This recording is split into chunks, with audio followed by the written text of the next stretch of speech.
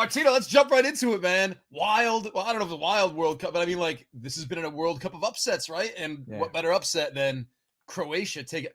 I know Croatia was supposed to be good, but I don't know if they were like, let's take down Brazil good. Were they? No, no one saw this. This was the biggest underdog of the quarterfinals. So like Morocco is even a bigger or closer to Portugal on the odds than we've seen. So the fact that this happened and the way it went down is not too surprising, but the fact that it did happen was just insane. I mean, again, Croatia coming off another 120 minutes. This is eerily similar to what they did in 2018. It's just extra time penalties. Let's get to the next round, and back-to-back semifinals for a country that only has 4 million people is truly incredible, especially with what we got going on over here. But today was stunning. There's no doubt about it. So, Martino, I guess then the question, right? Like Brazil was the odds-on favorite going into this tournament, right? So, because now that they're gone, whether it be because of the path in the bracket or who the next best teams are, who really kind of stands to benefit the most from Brazil going down? I think it would be the winner of whatever match is playing right now between the Netherlands and Argentina, simply because that path that was preventing the two of them from having, more favorable odds as the favorites was Brazil in their way. And that's really what was happening to Argentina as well. We saw them struggle in the group stage a little bit. They got to the knockout stages. They were 1-2 prior to the tournament. Right after the first match, it changed drastically when Argentina lost, but it's been Brazil the whole time. And the main part was Argentina going to get past the semifinals to end up winning? And that's why a lot of people didn't bet on them. But now that Brazil isn't in their way, you don't want to look past Croatia, but you're kind of sitting there saying to yourself, they have 45 minutes to see it through to a semifinal. And prior to today's kickoff with Brazil and Croatia, they were around the 450 number. They were right around the same number as France. So the fact that, their path is much easier now, I think that makes them more favorable. I think they're going to move up, especially if they win this. Martino, this has been a weird World Cup for several reasons, but I think like even just the stage setting is that it's taken later in the year. It's in a different climate than a lot of players are used to. And I've read a couple things about the extra penalty time that I guess like FIFA was kind of like, hey, let's go 7 minutes instead of 4, give people a little more soccer. Are those factors? Are you seeing them play out? Like this is why some of this weird stuff is happening, or is it just it would have happened no matter what? I think also just the middle of the actual season is a bigger difference because guys are more gassed towards the end of the year. Better countries, right? More favorable countries have players that play all the way through through to the Champions League, playing in multiple competitions. Those legs are a lot more tired than you would say. Like, hey, we have a couple weeks break. The season really just started. The schedule might have been condensed, but we never seen players at this level in mid-season form. We always talk about that term being used, like if a guy's off to a great start to the year, he's like, oh, he's in mid-season form already. They're actually in mid-season form right now. So the fact that we have that as a factor, and overall, like, listen, this is just natural. 4 years pass by, 8 years pass by. Countries get better at the sport. You're seeing the best players in the world not necessarily coming from the bigger countries like Brazil. We're seeing guys like Erling Haaland come from Norway, and they're not even in the competition. I think the playing field is becoming a lot more level, and people are having a hard time seeing that because we've been so used to these top countries year in, year out.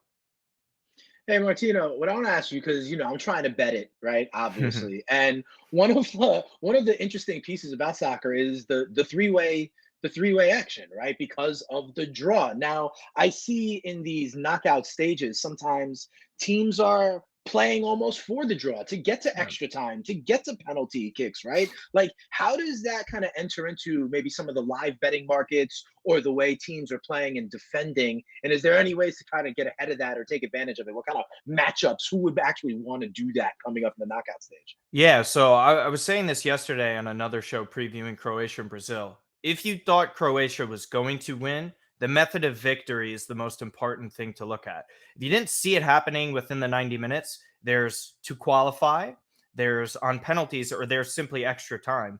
And all three of those options just allow you to position yourself further, because a lot of people, when they see, yeah, I could have Croatia going to the next round, but I don't think it's in the 90 minutes. That's when you toss the triple money line out the window. You don't have to look at that. And even then, those were longer odds. Like, you're asking Croatia, the best way, like you were just saying, is to sit back, kind of break them down, get them on counterattacks.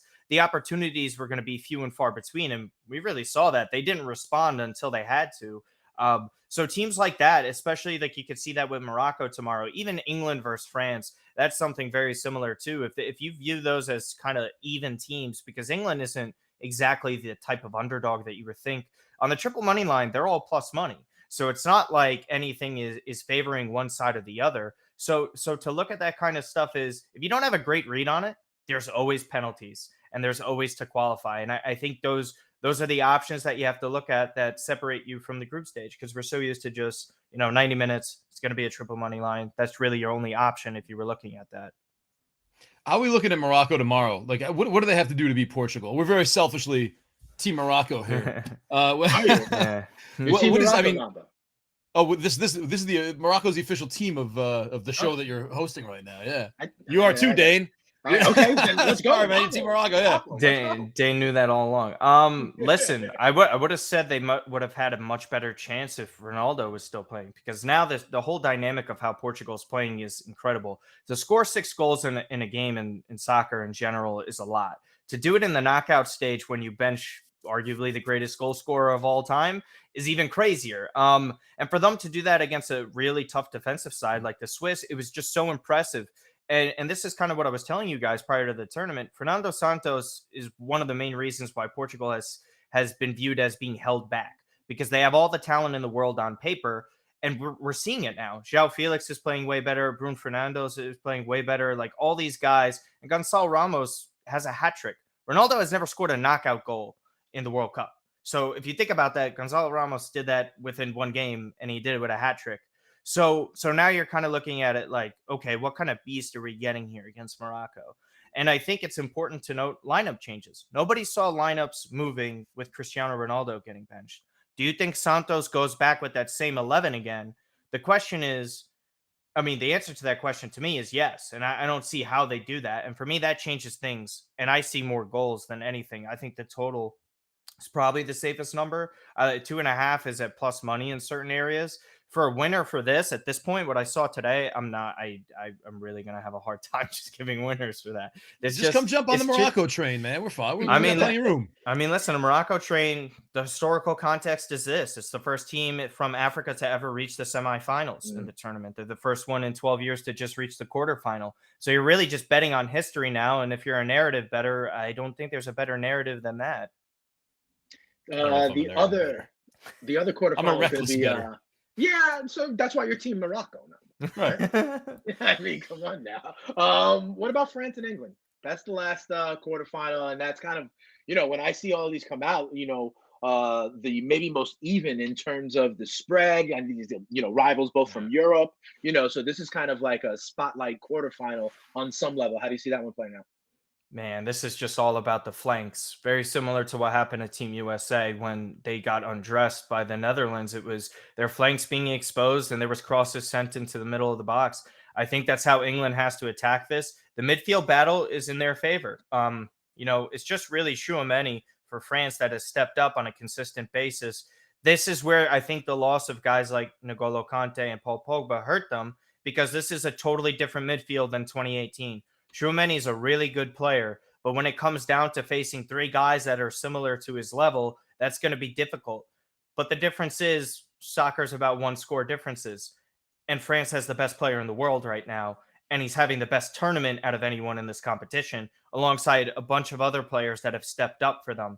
For me, I'm just going with the best player right now, and Kylian Mbappe is unplayable. And if he is unplayable, all of his other teammates are better because of it, because all the attention is drawn to him. And I just think with that link-up combo with Theo Hernandez, England's going to have a tough time stopping them.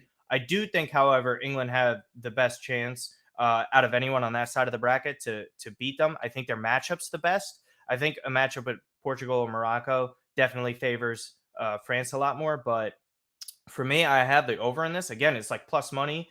And England, honestly, like I might contradict myself, but within the 90 minutes, I think France has the ability to win that on plus money. And that's something I really like too. Again, I think if you like England in this, it's got to be a method of victory in extra time or penalties. And again, if you know things, it's always about, England and penalties is very similar to what the Red Sox were in the World Series. They're always getting there. They're always getting deep.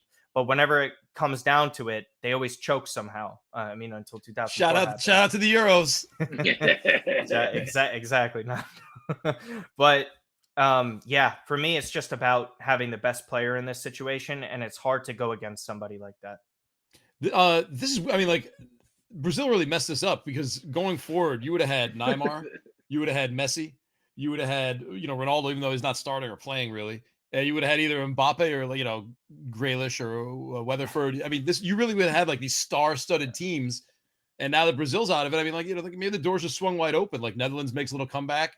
There's no dude on Netherlands who everybody really, like is in Nike commercials and stuff, right? Like we're just looking at the star powers slowly Yeah. round by round, kind of just getting like right. It's Yeah, I mean, listen, it's like Brazil is the household name of the tournament. They have one of the most popular players in the world. I mean, it's devastating. It would have been iconic, honestly, because if you get that semifinal that you were talking about, Brazil makes it, Argentina makes it, France makes it, and Portugal makes it. We're talking about a semifinal with the four most popular players in the world, all of which are considered the best of their generation. If you were to have a top four of the past 20 players, the top four of the past, 20 20 years. years, these four are in that conversation. Maybe a couple other players, but my goodness, that's just box office. That's what Major League right. Baseball wants with Yeah. Dodgers versus Yankees. It's that level.